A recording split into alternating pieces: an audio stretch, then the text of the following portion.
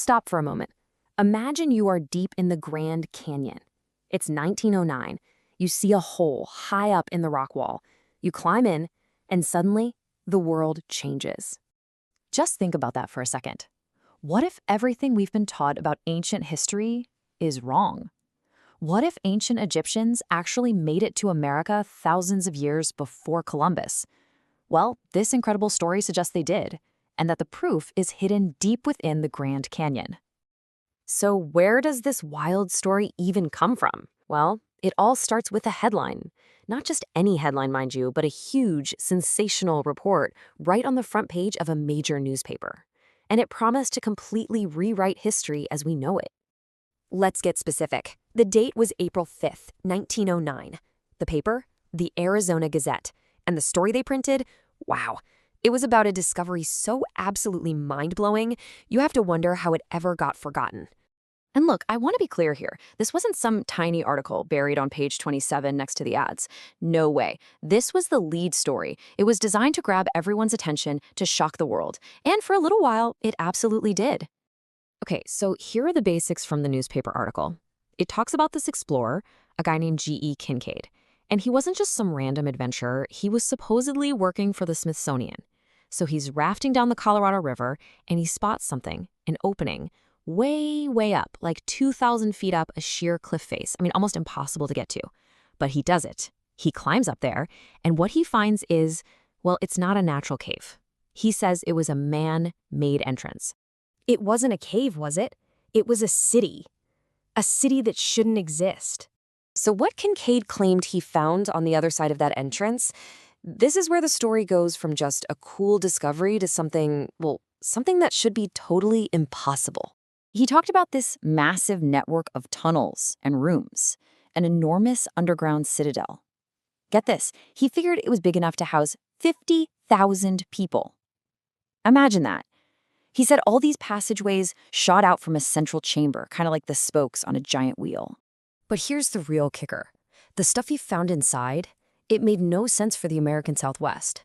There was nothing that looked like it came from any known Native American culture. What Kincaid found was something else entirely, something that was completely out of place. His report was incredibly detailed. He described walls just covered in what looked like Egyptian hieroglyphics. He claimed he found storerooms still full of seeds, all sorts of copper tools, and then, the most unbelievable part, tombs with actual mummies inside, wrapped up in linen. He even talked about seeing this huge statue sitting cross-legged and holding a lotus flower, kind of like a statue of Buddha. This right here is the definition of what's called a historical anomaly. These findings point to a civilization with really clear connections to the ancient East, Egypt, maybe beyond, that somehow existed in America thousands of years before Columbus was even a thought. It doesn't fit with the history we all learned in school. And the implication of that, it's just staggering. It would mean that ancient explorers, maybe from Egypt, maybe from even farther away, didn't just stumble upon the Americas. They built a massive, secret colony hidden away inside the Grand Canyon. I mean, can you even wrap your head around that? Now, you'd think a discovery this big would be headline news for years, right? That it'd be celebrated, studied, and become maybe the most famous archaeological site on the planet. But that is not what happened.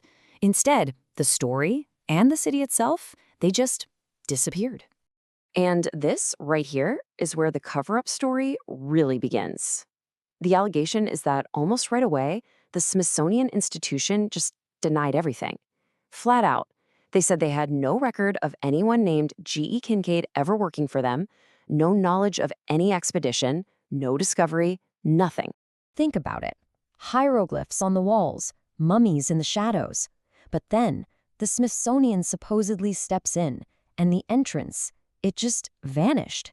The story wasn't just debunked.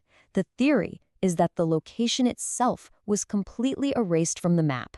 Okay, so let's fast forward to today, because this is where the mystery actually gets even deeper. That area, the one described in that 1909 article, you can't go there anymore. It's completely off limits to the public. That specific part of the canyon is now a government-controlled restricted area. We're talking a no-fly zone. It's patrolled by federal rangers, no hikers allowed, period. And people who have tried to find the entrance using satellite maps say the coordinates are often mysteriously blurred out or just messed with. Which leads to the biggest question of all, right? If the whole story was just a hoax, just some fun piece of fiction in an old newspaper, then why all the security? If it was just a cave, why is the military there? Why is the area off limits? So, what are we supposed to believe? Was that old Arizona Gazette article just an incredible, elaborate tall tale? Or did G.E. Kincaid actually stumble onto something so world-changing that it had to be buried forever? A truth that would flip our whole understanding of history on its head. The only thing we know for sure is that a piece of the Grand Canyon is locked down tight, leaving us all asking that one simple question: why are we being kept out?